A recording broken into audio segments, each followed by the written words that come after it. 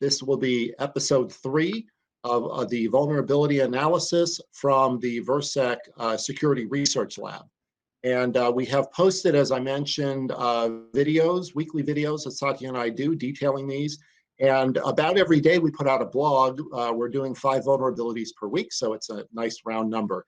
So Satya, maybe give us an overview of what's been happening this week and what we should be worried about. So as I mentioned, Billy, I picked up 5 vulnerabilities that I thought were interesting during this last week. So the week before October 19th, I report on the Mondays of those weeks.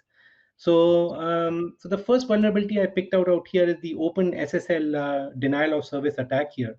And so the idea is that, if there's a specially crafted, packet that basically is requiring a SSL check in the toolchain, so I'm presenting a certificate that needs to be verified. Then, when this certificate has been drawn up in a very specific manner, it can cause the application to crash. And OpenSSL is a very important library. And almost like 57% of the servers, 51% of the servers use OpenSSL. So it's a very large footprint vulnerability out here. And so, this OpenSSL has the capability. This crash has the capability of bringing the entire website traffic down. So, with the Virsec Security platform, we call it VSP for short here. We have a exception handling capability in the VSP mem that can detect when the application has crashed for the very first time, and it can actually then pick out the payloads and update the an upstream IPS, so that when we see these kind of payloads appearing again, the IPS will absolutely drop the packet before it hits the application. So in other words, with VSP MEMS exception handling capability and pushing an upstream rule into an IPS, we could protect your environment from being subjected to this particular vulnerability.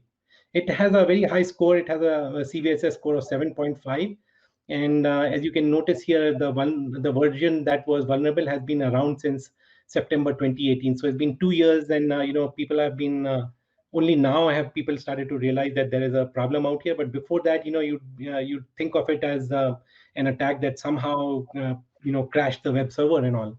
So we NIST or is it MITRE comes up with the CVEs score ranking, the severity? Yes, it does. Okay, it does. But do they consider also how widespread that is, or is that kind of what we have? They don't. I mean, to them, an application is an application, and this whole predominance of where it came from and how many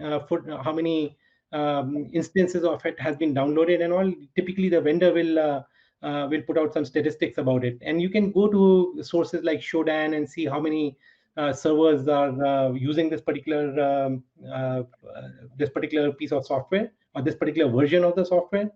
So it's relatively easy to establish. There are other databases, LexisNexis, which will tell you about your technology stack. But it's like OpenSSL is a essential ingredient of of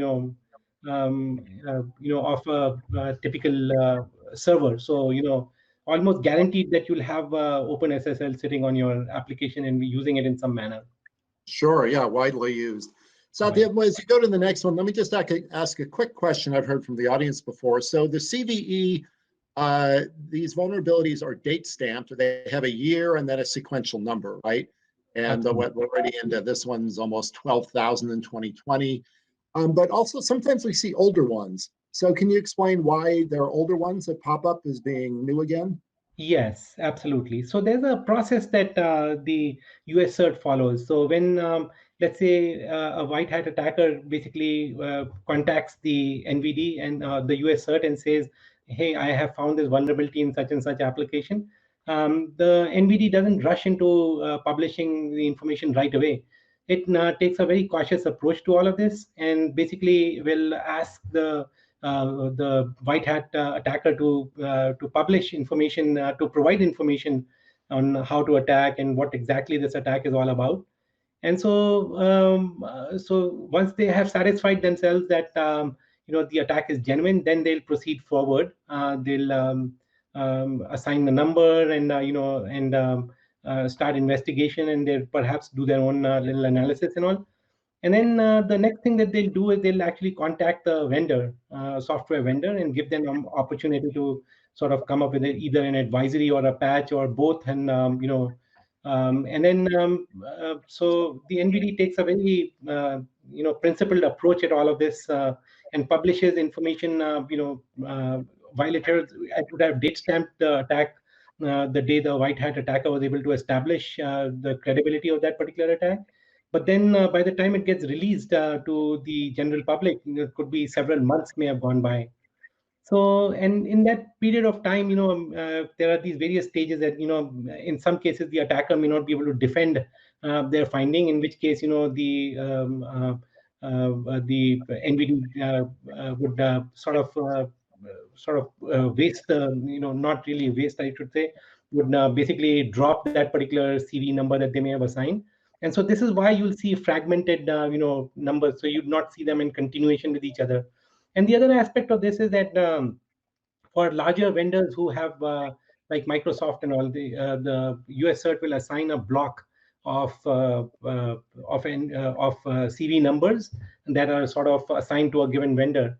So as the vendor themselves find their own issues and all, they will start assigning those CV numbers. So you can find gaps because of two reasons: A, because it doesn't belong to that group of vendors, or one of those big vendors who have a block of CVs pre-allocated to them, or it may be that that there's some vendor advisory, some vendor has disputed that just because you kind of contrived and you attacked as the white hat attacker may have stacked the deck in their favor, the vendor comes back and with response back with certain rebuttals and all that may cause the US CERT to drop that particular CVE. So it's kind of logical to expect that the CVE space is fragmented a little bit. Sure. Yeah. Thanks for that. I didn't mean to digress. We can jump back in. But the sheer number of these is striking, and I think this is also more reason for analysis by labs like ours and others to really sift through these tens of thousands of CVEs to find the important ones. So go ahead, Satya, on the next one. The second vulnerability I picked out here is the Apache Tomcat. It's again one of those servers that has a very high footprint in the enterprise. I believe Apache is used by 47% of the enterprise. It's a very popular web server in particular. So in this particular case, a specially crafted HTTP2 packet was sent to the Apache Tomcat server. And that basically triggered a very high CPU utilization for several seconds. So if enough if enough such requests were sent, we'd actually see the server becoming get into a denial of service in an unresponsive condition and all. So by handling by monitoring the CPU utilization and also by monitoring the exception handling capability of VSP, we could actually detect what packets are causing this problem, and then we can also have those updated into the IPS or the VSP APG itself. So we could actually drop these specially crafted packets. So now, in doing some analysis, I kind of noticed that, this vulnerability, the earliest version of this vulnerability was noticed in version 8.5, of Apache Tomcat, which was released in March 2006 kind of timeframe. And that is really remarkable since, again, this vulnerability has been around for 4 years, and it's only hitting the daylight now 4 years later. So so there may be, in this undisclosed, what I like to call the undisclosed vulnerabilities. So I would say until a few days ago, this was an undisclosed vulnerability, and going forward, it will be a disclosed vulnerability. So the undisclosed vulnerability lifespan was approximately 4.5 years. And as you can see, the CVSS score is pretty high. So people would have been getting affected by all of this. And if I were an attacker and I meant to, to the extent that I can actually make your servers, incapacitate your servers, I would actually potentially be motivated to do something like that. You could expect competitors to do something like that, or you could expect some, attackers to perhaps who have a beef with your company could potentially be wanting to do something like this. So this whole length of time, this dwell time, I guess, or the undisclosed time is fertile ground for the hackers, I would assume. Or would have to. Absolutely. And in this particular case, really the exploit was all available publicly. So, there's no, restraints on even script readies from using the script to their benefit. Okay. And next is another one around Apache. Apache seems to pop up just perennially. Absolutely. And this is a very dangerous one because it resulted in a remote code execution. When you see the word RCE, that means remote code execution, and these are terribly potent attacks. It basically allows the attacker to drop some shell code or some code into the into the server, and then once that happens, it's game over at that point. It allows the attacker to persist in the on that server and potentially go to adjacent servers and do lateral movements into adjacent, and even on the local server they can actually potentially upgrade their services, scrape the memory, obtain root privileges, and then they can it's a really nasty problem essentially. And RCE, remote code execution, you were talking earlier about Virsec making sure that attacker code doesn't run. It seems like it's sort of a critical area for us, isn't it? Exactly. So the way it works is that there is this capability called the persistent manager. Once it's enabled and the application is using a file store, it gives the ability to the attacker to upload a file with any arbitrary contents and choose where they go and put it out there. And then once they have they've actually gained control of the server, then they can start executing it. In this particular case, there are some exploits that are available that have been used to exploit this particular vulnerability, and it has been seen that it's been going on since version 7.0.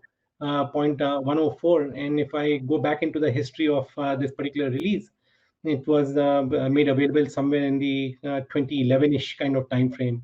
So this has been around for 10. The undisclosed period of this vulnerability has been almost close to 10 years. So imagine that. I mean, some really smart nation-state attackers or some very smart attackers could, then who are kind of self-motivated and all, would actually be able to take advantage of something like this and be running amok on your infrastructure. 10 years is a lot of dwell time. It definitely is. So we fortunately, Virsec security platform has the capability of being able to stop this kind of an attack. We have this VSP host capability that will prevent arbitrary processes from being spawned and will protect the server from being run over. And we can actually also detect, using our FSM capability, file system monitoring capability, we can actually isolate these files these arbitrary files that have been dropped by the attacker, and then we can actually do further analysis if it is important for the organization to do that, to be able to do some anti-forensic steps and all.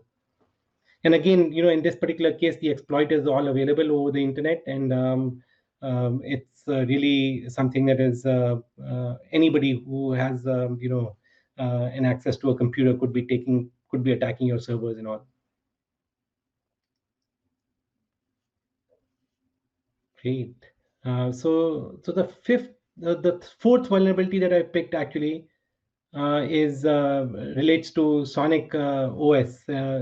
Sonic is, as you know, Sonic Wall is a very reputed manufacturer of VPN software, and in their product they use an x86. It's proprietary, so I know it'll be hard for us to be able to, unless we come to an arrangement with Sonic, Dell Sonic Wall, we will not be able to sort of protect it. But hypothetically speaking, there's I could potentially send a specially crafted packet that could actually execute arbitrary code on the Sonic wall. So this is a case of a confused deputy. The Sonic OS is meant to protect us from being exploited, and yet it itself can be exploited. So when the security control itself can be bypassed, that's an even nastier problem than being able to overrun your servers. And this particular every week, sorry, that the security tools can be the target of the attackers, and then they have free reign. Exactly. And this is why the vulnerability score of this particular vulnerability is very, very high. It's critical. I mean, you can almost get into the problem. If you do not upgrade, it is very likely that you'll get hit, because the nation state attackers are trolling for something like this, and when they find a critical vulnerability in a security control itself, that's like a very it's like a very desirable situation as far as the attackers are concerned. And they can tell easily of who's using a Sonic wall, can't they? Yeah, it would be of very high importance. Whoever Sonic Wall's customers are should be paying attention to this and be upgrading immediately. And right. I traced back the version, Billy, at version 6.5.4. I believe it came in May 2020. It's a little difficult to establish, but by a little bit of Googling, I was able to find that it was released in May 2020.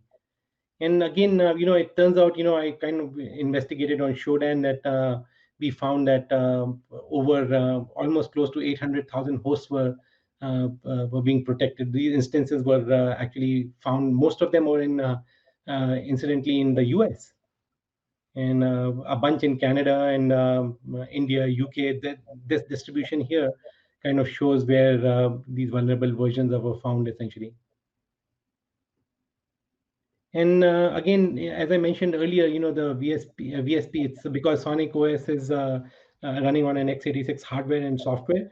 It is possible for VSP host and VSP memory to be able to protect it. But that's something that we'll have to come to an arrangement with Sonic. But one other solution that came to my mind is using the Virsec APG. That could actually protect the bad packets from ever reaching the Sonic OS. So it's a protection that we'd apply upstream of the Sonic OS, and that because it has not as invasive as the VSP host and the VSP memory, it would be something that we could use to protect the Sonic OS VPN. Okay, well, certainly a valuable service, even if we can't protect this proprietary platform to let people know. Absolutely. So Sonic walls. Absolutely. And that brings me to my last exploit that last vulnerability that I picked for this week. It is again in Sonic Wall, Sonic OS, and it's on the web interface. So the web interface of the Sonic Wall could be potentially be attacked. And again, this goes back all the way up to 6.5, which as we know is released in May 2020. So about 6 months, old release. It's the CVEs score is 6.1, so it's pretty high. It's a stored cross-site scripting vulnerability that was present in their solution. Again, as I mentioned earlier, because it's a closed system, we may have relatively, we'll have to come to terms with Sonic. But if we were able to do that, come to an agreement, we would have actually protected the Sonic wall from the stored XSS attack, and could have prevented this attack from being exploited. All right, thank you, Satya. Why don't you close out your screen share, and then let's just have a few closing thoughts here. So thank you again, I think, and thank you to the audience. As I mentioned, we are trying to publish these weekly, and we have a very advanced research lab that is researching, and you can see in our reports there's a lot of detail there, and we don't hold back on the technical detail, because we figure if you care, practitioners want to know what to do about it. We're trying to make all of these as actionable as possible. We also are publishing, or we're doing a weekly short webcast just along this time. So Satya, any closing thoughts? No, we'll keep an eye out, and we'll actually publish a lot of critical information that the practitioners will find very useful, and we'll continue to do that I'm looking forward to educating the practitioners on how best to cope with all of these attacks that seem to be assaulting us. 70 or 80 of them per day. Right. Well, thank you. So look at our blogs. We're posting these almost daily. Obviously, check out our Bright Talk channel. You're here already, but we have lots of videos and weekly webinars, and we'll probably also post these videos additional places. So thank you again, Satya, and thank you to the audience. We'll talk to you again soon. Thank you very much.